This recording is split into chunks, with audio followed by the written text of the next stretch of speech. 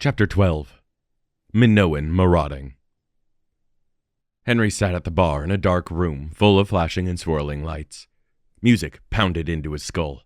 It was too loud to hear anyone, unless they yelled directly into his ear. But despite all of the stimulation, his eyes were glued to a metal cage in the back of the club, where Sahara and two other patrons were dancing, eliciting cheers from the crowd on the dance floor. He and the others from his hostel had drunk quite a bit before coming here, so he was well into the realm of tipsy. But even if he were sober, he'd be willing to bet that his reaction would be the same. "Do you want to go in there?" Marion asked over the music. "Over my dead body." He shook his head. The bartender passed 3 drinks to them. Henry picked up his gin and tonic, while Marion and Percy each grabbed a beer. "A gin and tonic?" Percy asked. "He hasn't learned to love beer yet," Marion said, drinking a quarter of her glass in a matter of seconds, before scrunching up her nose in disgust. "Ugh, €6 for this." "Everything is 6, Henry said. "Why'd you get a beer?" Percy scoffed. "What kind of system is that?" "Ein stupid one." Marion finished the rest of her drink before Henry could even get halfway through his. "Come on, finish up and let's dance." Henry squeezed his eyes shut and downed the rest of a pretty damn strong cocktail before throwing himself off his bar stool and half walking, half stumbling into the center of the dance floor, mostly following Marion around, since she seemed to know what she was doing here. He glanced around self-consciously as she started moving to the beat of the very, very loud music. No surprise, but Henry had never really been much of a dancer, and for as much as people compared dance to martial arts, especially Chinese wushu, it wasn't a style of dance even remotely suited for club music. Still, he couldn't just stand around. A lot of the other guys were just kind of bobbing their shoulders and heads, which seemed easy enough. Him and Marion, facing each other, offered some illusion of privacy, as if they were partners in a ballroom. But if that were really the case, he at least knew how to waltz. And they said alcohol was supposed to suppress anxiety. Get out of your head, he told himself. If you wanted to, you could kill everyone in this room in under a minute, no contest.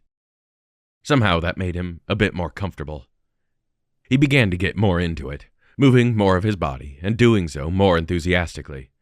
Marion matched his energy, and for a moment, he actually found the appeal, so long as he just forgot about literally everything else on his mind, which seemed to kind of be the point. Henry felt himself get pushed off balance as someone moved past him. The perpetrator was a man who had to be at least 30, with a receding hairline, but all the enthusiasm for dancing in the world, as he not so subtly tried to take Henry's place as Marion's person she looked at while dancing. As he realized this, something strange manifested at Henry's chest. Defensiveness? Why? He'd only known her for, 3 days? 2.5 weeks if he counted their run-in in Morocco. And this was a club, not an ADZ. She should do whatever she wanted. He was in no place to tell her otherwise. But it was kind of weird that this guy was in a club full of 20-somethings. And pretty rude, all things considered. And then again, it wasn't often he found himself with company he enjoyed. Keeping that company around seemed to be a subconscious priority of his. Should he do something? Would it be weird if he did something? Would she think he was being courageous or chauvinistic? Why did that Before he could finish that last thought, he was already moving, cutting the other guy off from getting into an imaginary circle he'd designated in his mind. God, it took him that long to walk in front of him? The guy was trying to move in to get between them before he could continue his thought. Christ, am I getting myself into a fight? This is stupid, right? Right? This time, Henry grabbed Marion's hand and spun her around in a sort of impromptu, drunken ballroom dance move, maneuvering them away to another part of the dance floor. But she was smiling. He'd take that. A chill ran up his spine as a hand planted a firm slap on his ass. Without thinking, Henry threw an elbow strike over his shoulder. His elbow crunched into flesh and bone. People gasped and scattered as whoever had violated his space fell to the ground and Henry dropped into a fighting stance, ready to kill. "Ah, shit!" It was the older guy. "What the hell, man? Fuck, you broke my nose!" Henry froze up. Everyone was staring at him. "Hey, no fighting!" One of the bouncers at the door started pushing through the crowd. Marion grabbed him by the wrist and pulled him away. "Sorry, everyone, they're drunk." Before he knew it, Henry was leaning over a small wooden balcony next to the stairs to the club, his ears stuffed with the deafening cotton of silence and his lungs full of clean air. Hey, are you all right? Wanting to vomit is normal, right? Henry slurred. Yes, very normal. Do you want to go to the bathroom? Marion asked. Henry shook his head. I like the air outside. Okay, why don't we head back to the hostel? It's pretty late already, 2 a.m, Marion said. You're good to walk back with me, right? Henry nodded. Yeah, I think so. All right, I'll help you. Marion put a hand on the small of his back as she guided him down the wooden steps to the paved surface of the main road. The hell was that? Henry muttered. I mean, I thought he was going for you. Who? The older guy? Yeah, I kind of wedged myself in the way between you two. Was that weird? Marion shook her head. Not at all. I mean, you'd figure he'd have family to go back to. That on its own is pretty strange. Right? Henry shuddered. And then... I feel filthy. He should not have done that, Marion said. I mean, I did nail him in the nose pretty good, so I'm not too hung up about it. He chuckled. You shouldn't have had to do that in the first place. Henry shrugged. You can't stop shitty people from existing. Best you can do is protect yourself with your own strength. That explains a lot, actually. Is that your life philosophy? Marion asked as the cool night air blew past them. Sure, he said, but it's mostly from experience. People will always put their self-interest above other people. It's not a good or bad thing, you just can't let it blindside you. I learned that lesson the hard way with the Tiandihui. A moment of silence passed between them as they slowly made their way towards the entrance of the old town. Maybe I should have... Henry trailed off. He regretted it before the words even had a chance to leave his mouth. No, fuck them. What exactly happened? Why do you want this tomb, of all things? Henry shook his head. Come on, we're allies, aren't we? Do you have any idea how many people have told me that? 17. 17 people have told me we're friends, or we're allies, or we're squad mates, to get me to tell them things. How many of those people do you think used those things against me later on? Henry asked. Marion glanced down. How many? 16, Henry scoffed. Number 17 wasn't convincing enough. So what, you're just going to curl up into a cocoon? Not let anyone else in? Ever? Henry shrugged. I don't know about ever, but yeah, it's worked so far. Marion stopped moving, giving him a shockingly potent look of pity and agony. Listen to me when I say this, Henry. That way lies madness. If you close yourself off, you won't realize you need someone you can rely on until it's too late. Henry narrowed his eyes. 16 times, Marion. I may be an idiot, but I'm not a pushover. I will drop anyone who wastes my time trying the same lie.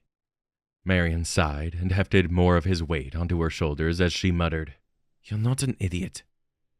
They stumbled out of the old city, leaning on one another as Henry, with strange coherence, recalled the directions back to the hostel. Did you ever have something like that happen? He muttered in a moment of silence, when you closed yourself off. Marion shot a glance at him and sighed. At one point in time, yes. I had some disagreements with my family, which led me to the odor of cologne. Damn, that sucks. At least my family isn't actively belligerent, Marion shrugged. But everyone has their bad side. True, Henry nodded. The journey back to the hostel was kind of a blur. Was he getting drunker? How? Marion sat him down on one of the benches under the pavilion. He didn't realize she was calling his name until she was yelling it. Heinrich! Huh? Everything started to swirl around him. Shit, I think someone might have slipped you something. Henry laughed. Why? Nothing magical, Marion muttered. I don't know. This is pretty magical to me. He let out a strange-sounding chuckle, though everything sounded strange right now. Is he all right? Henry glanced to the side. You an angel? No, I think someone drugged him, Marion said. Henry, it's me, Sahara. Her image cleared up as she knelt in front of him. We're going to fix you up, all right? Can you get some food into him? Marion asked. I'll get some water. Make sure he doesn't fall asleep. The alcohol plus this might make him overdose. Got it, Sahara said. Either a few seconds later or a few days later, They felt the same to Henry. Sahara knelt in front of him. Pity. She cupped his chin. That friend of yours had downright freakish drug tolerance. I'd have worked on both of you. Things would have gone very differently tonight. You get to slip away this time, Jowful. Where am I? He muttered. I'll make you a grilled cheese or something.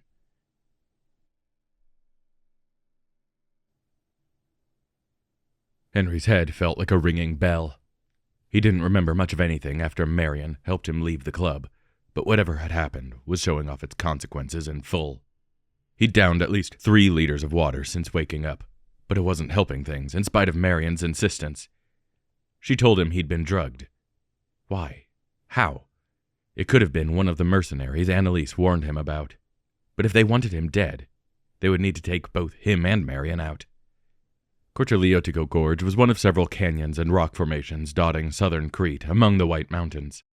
The only footpath near the arcane signal Henry and Marion had gotten was a stone ramp off the side of the road that took them to a small white plaster church hidden under jagged cliffs of white limestone, dotted with dry shrubs and moss. They could hear the rumbling of the gorge's main attraction, the waterfall, before they even got off the road. And the mist rising up from its location cast a cloud of fog into the otherwise sunny and clear sky. Annalise and Yanni had shipped into Khania early in the morning, having finished their business in Thessaloniki. Thankfully, it seemed as though none of them had run into these hired guns of the Hecateans. Check. Everyone copy? Annalise patched in, having stayed in the rental car with her maps and Finnish Sako TRG sniper rifle. Naja, copy, Henry said. Zuna, copy. Satanta, copy. Out of all the guns in the bag, Henry had opted for a .44 Magnum revolver. Overkill? Definitely. Cool as shit? Absolutely. Besides, the only shotgun the Egyptians had gotten them was a monstrosity of a bullpup semi-automatic shotgun. Disconnecting the trigger from the firing mechanism and trying to stuff 12-gauge shells into a magazine made it a breeding ground for jamming. As a frontliner, Henry figured a battle rifle would be dead weight for him more often than not. Being the American in the group, the other two looked to Henry for what guns they should use. So he showed Marion how to use a low-recoil MP5 and managed to get Yanni to wrap his mind around a Glock when he refused to carry a proper rifle. He gave the Irishman credit on enthusiasm, as he didn't have to spend half an hour talking him into picking the thing up like he did for Marion. But it was really hard to teach him anything. Marion and Yanni followed Henry as he trekked down the small flight of stairs towards the church. With his abomination of a shotgun slung over his shoulder, he was grateful there weren't any tourists here today.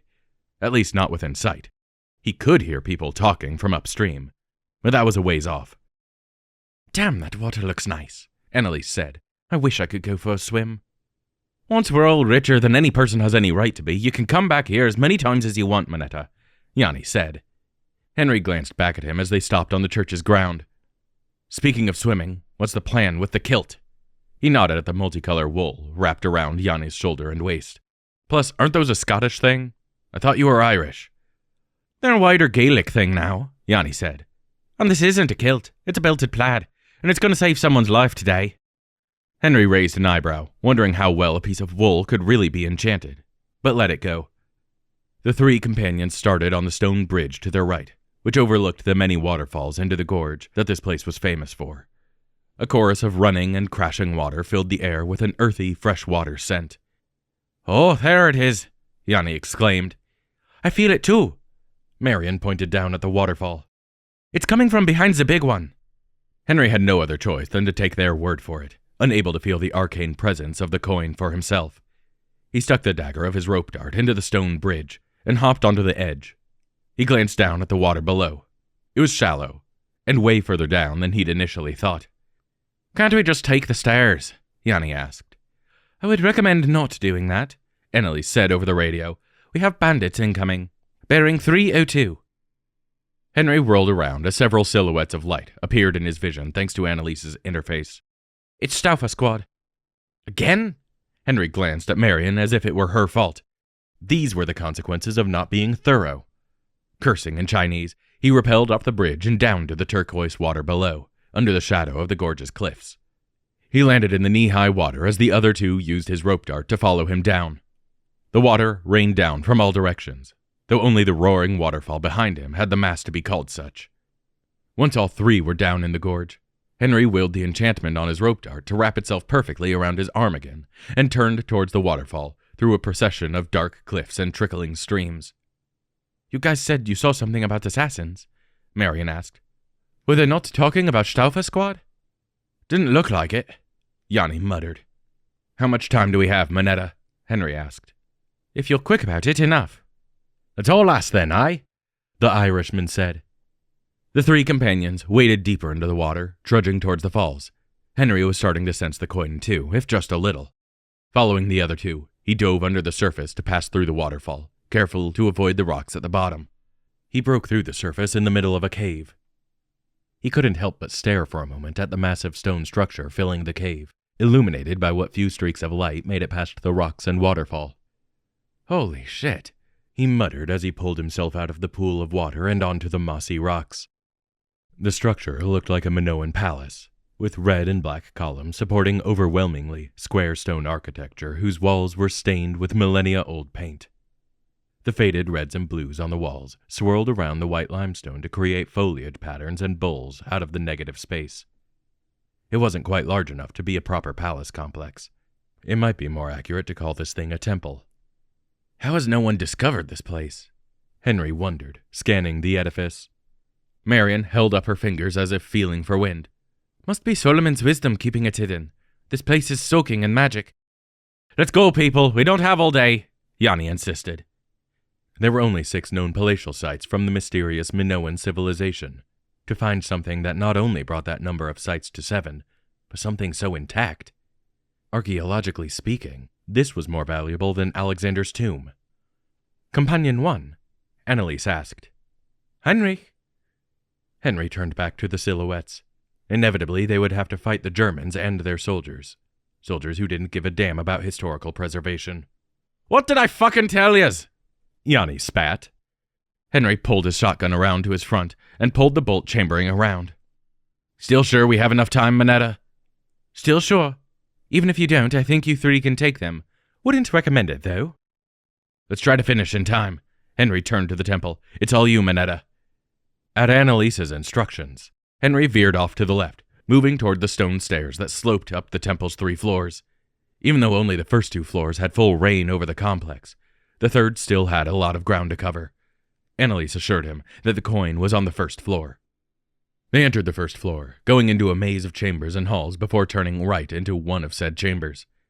The room was small, with Henry's head almost touching the ceiling as he stood on the weathered rocks that made up the floor. The walls were stained red like every other wall in the complex, with murals of muted white and beige depicting fields and animals. A rotting wooden door hung off the remains of a frame made from planks. Henry pushed past the door as gently as he could, stepping out into the long stone hallway with openings over the side towards the interior of the cave. He couldn't help being starstruck by the intact architecture.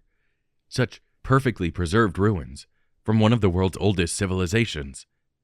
The historian in him began to hyperventilate. He was getting to see what was probably the last example of intact Minoan architecture left in the world. Eventually, Annalise's instructions took them to a half-destroyed chamber that faced a courtyard in the center of the complex.